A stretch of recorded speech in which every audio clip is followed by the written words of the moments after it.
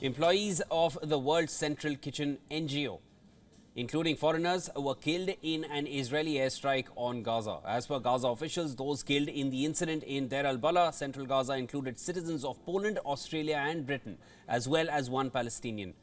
The Israeli military said it was conducting a thorough review of the event at the highest levels to understand the circumstances of what it called a tragic incident.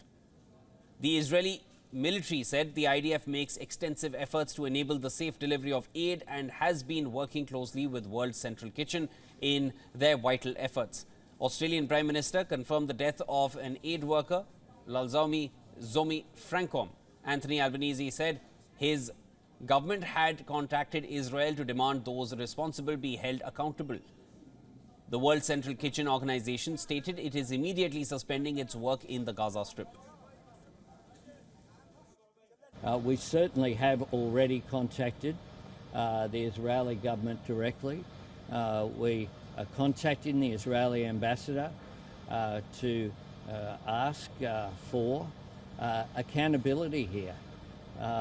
The truth is that this is beyond any reasonable circumstances. Someone going about providing aid and humanitarian assistance should lose their life.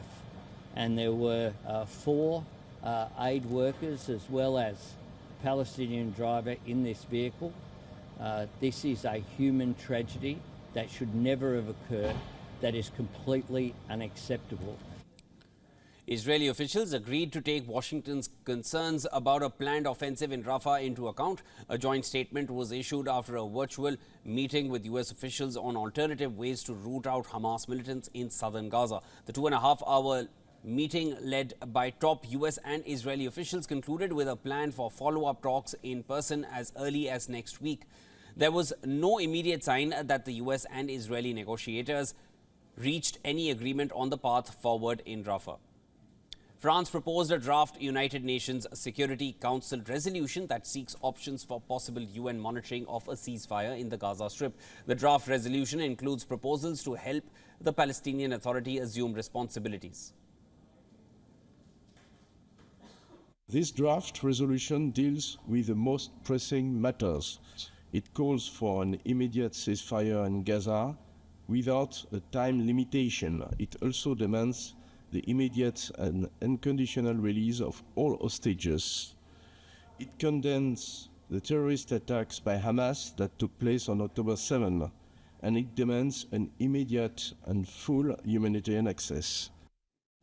Egypt's President Abdel Fattah el-Sisi visited Jordan and met King Abdullah. They discussed the negotiations to secure an immediate ceasefire in the war, now in its 6th month, and the release of all hostages kidnapped by Hamas.